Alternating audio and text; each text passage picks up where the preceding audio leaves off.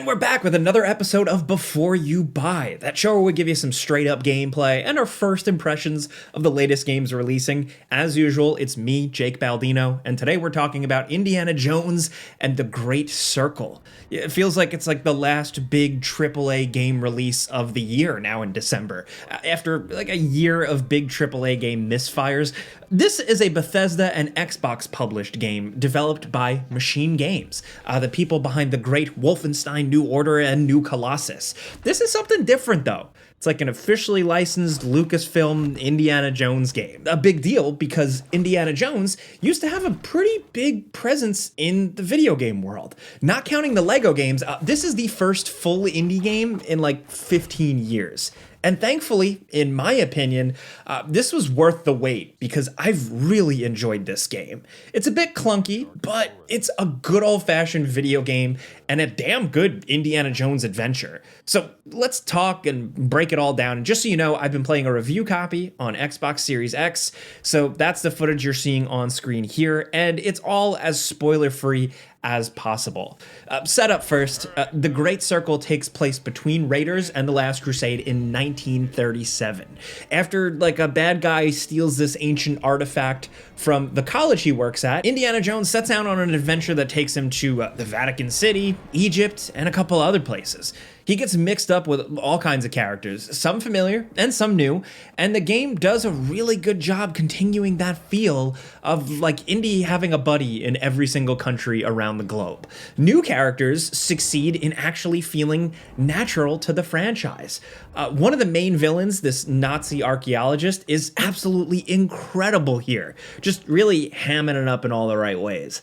Indy's companion, an Italian journalist named Gina Lombardi, also really stands out, has a character arc, and doesn't feel like a forced sidekick or anything. It's all natural. With these new characters and this plot, you really get to see the intellectual side of Indy really challenged here. You know, he's not just the punchy guy with the whip, but the guy with encyclopedic knowledge of ancient civilizations, and he can speak a ton of languages. It's really cool to see flexed on display here, and he kind of spars in the realm of knowledge with people. All the performances are great, and Troy Baker, man, he really knocks it out of the park as Indy. I was skeptical, but it works wonderfully. He doesn't overdo it. It doesn't feel too forced. It's done just right enough for you to kind of disappear into this world, you know? Story-wise, that's about all I can really say. Other than that, I think it's mostly a success. It's a solid mystery, a globe-trotting adventure bringing you to a few exotic locations and ancient mysteries and tombs and all manner of bad guys. It checks all the boxes and feels like a good return to indie classic form. Something we haven't gotten from the movies in quite some time. The thing I'm just trying to get here is that it feels like the game gets it. Now, as for the actual video gamey part of it, it's a well-made, solid, somewhat simple affair. You explore, you interact, you collect, you solve puzzles, you sneak around, and you fight. It kind of feels like a very, very light Dishonored or like a baby mode Thief mixed with a dash of Hitman and Chronicles of Riddick Escape from Butcher Bay. And those are all like my favorite words, so this is good. Stealth is very simple. You can crouch around in the shadows, you can take some enemies out from behind, you can toss objects to distract them. That's really it. There are some variations here and there, but it's mostly a very simple, workman-like approach to stealth aimed at some improvising, you know, picking up a shovel you like find right in front of you or a bottle to then smack it over a bad guy's head, knock him out, and then stash away his body in the corner. Typically, you do this to hopefully get through to where you're going, but usually you'll get spotted and it all devolves into chaos. The fist fights, the hand-to-hand combat is awesome. They take a minute to get used to. You know, Indy punches really fast, almost too fast, but the punches are good. You hear the big classic sound and really feel the Harrison Ford style punch. They look good with the animation. They feel good on screen. All of it. It's just really nice.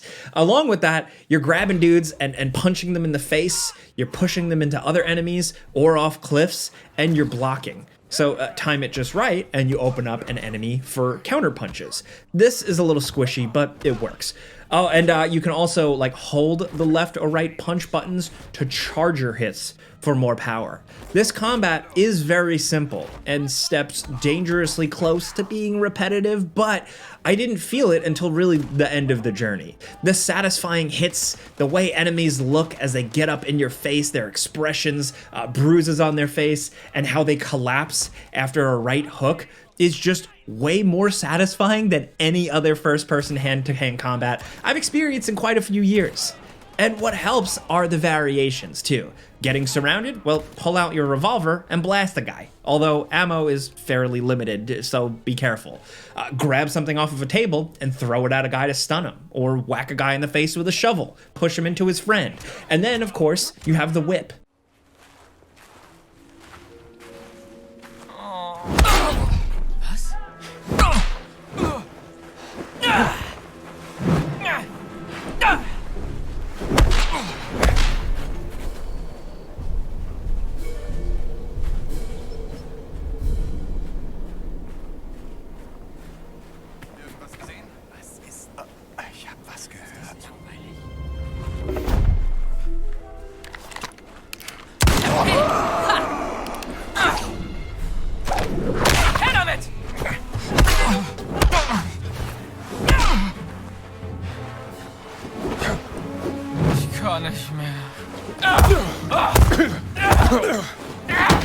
Not too savvy.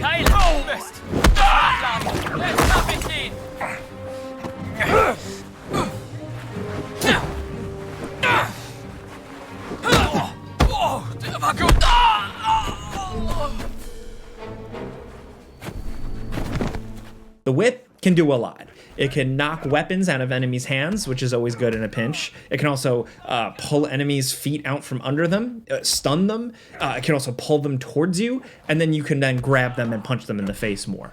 Now, all this stuff you're doing, you're managing stamina. So while you can throw punches fast or whip around like crazy, you'll run out of stamina real quick. So the game encourages deliberate, calculated moves. Running, using objects, throwing a punch, really using your whole tool set. It all works really, really well, especially once you get it all figured out. But my only complaint is the enemy AI.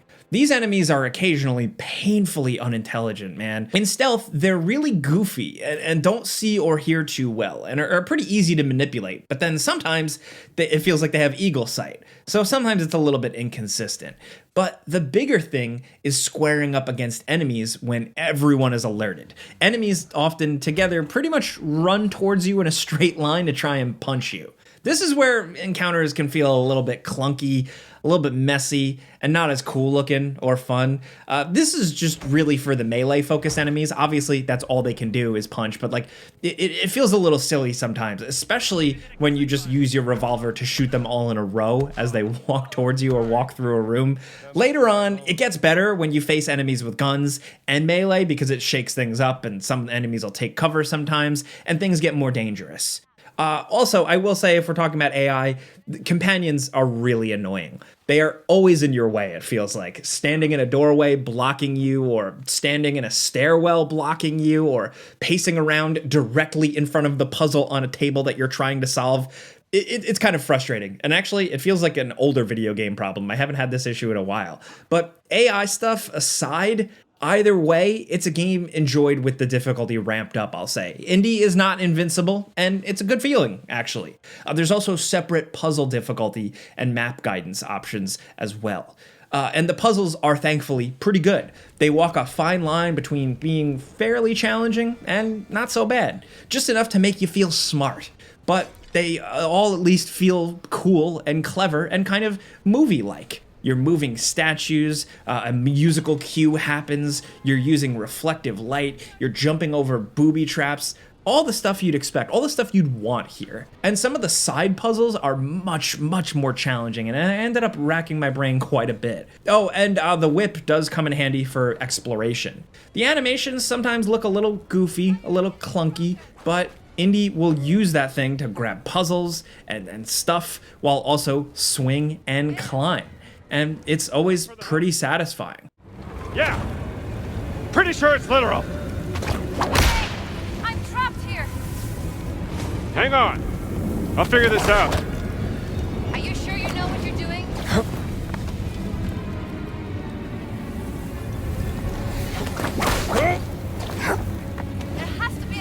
open the gate. I know! Gotta be a test! Come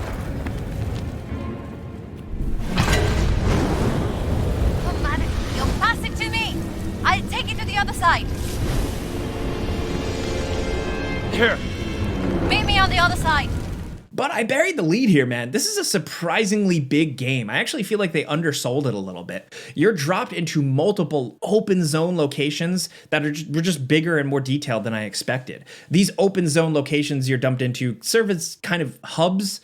Like you can walk around, find clues, find new mysteries, engage with NPCs, and then you can also go into main missions or wander around and find side missions and little mysteries that are all surprisingly substantial, to the point where sometimes the line actually blurred for me as to like what was a side quest and what was a main quest, specifically because of how well written some of the side stuff is.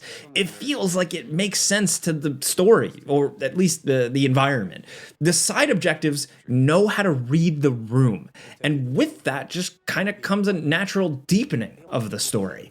This stuff is really, really well done.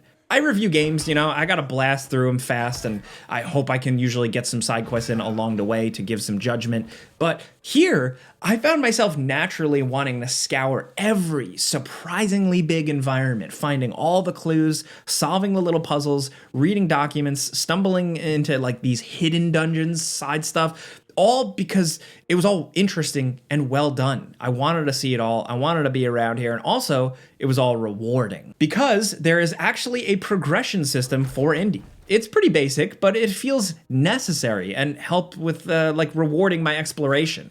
You explore off the beaten path and you'll find these books. These books give Indy special abilities, like, the chance to get up once after being knocked out, or like maybe you climb faster, or to carry more health buff items, carry more ammo. Then when you have these books, you can earn the unlocks from them by spending these adventure points.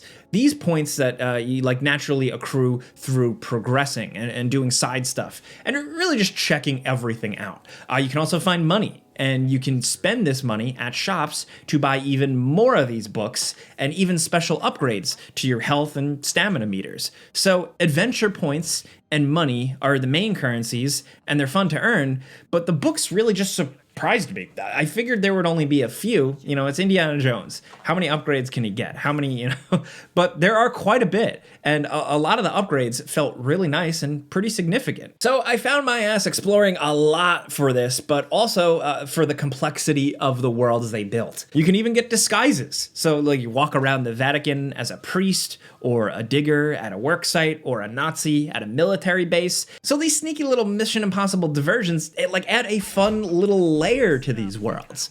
Worlds that aren't like 100-hour open world massive things, but manageably sized and densely packed with good, interesting, and worthwhile stuff. Not like filler or too much fluff, but actual stuff you want to see as you just spend more time in this convincing Indiana Jones world. I will say, on the visual front, it looks pretty good, but sometimes lighting on the characters would look a little weird, or I'd have the occasional graphical flicker to look weird. Again, this was on Xbox where I captured this. I can't speak to the PC version or even that PS5 version that comes out next year, as they said, because I just haven't got my hands on them. I do know the system requirements are pretty high on PC, though, so I'm looking forward to testing that out after launch. But really, if you can't tell, all the issues aside, I did really enjoy this game. While it is simple, it's smart. It doesn't overdo anything and tells a good adventure with some big set piece moments, well-directed cutscenes, incredible music, and decent visuals. It's a good old-fashioned video game, man, a single-player adventure, and they brought the fun and adventuring back to Indiana Jones, and it just feels really good. I know Harrison Ford won't live forever, but his character can in the digital world. I just enjoy that way more than a weird CGI deepfake movie face. But hey, that's it before you buy. You know how this goes by now. I give you some pros, some cons, and some personal opinion. And now I want to hear yours down in the comments. Really just your experience with Indiana Jones. Are you a diehard, a casual viewer? Do you have a leather jacket and a hat at home? Let's talk about this. Maybe you're buying it on Steam. Maybe you're just checking out it on Game Pass. I want to know how you're coming at this one. But let's talk about this stuff down in the comments. We'll be down there as much as possible, but of course, if you want to find me and yell at me directly, you can find me on Twitter, Instagram, Threads, Blue Sky, all those places at Jake Baldino. But thank you for coming around here. Thank you for watching another year of Before You Buys. We still got a couple more planned for the rest of the year, but we appreciate it. Clicking the like button helps us out. But that's it, guys. Thanks for watching, and we'll see you in the next one. Village steps.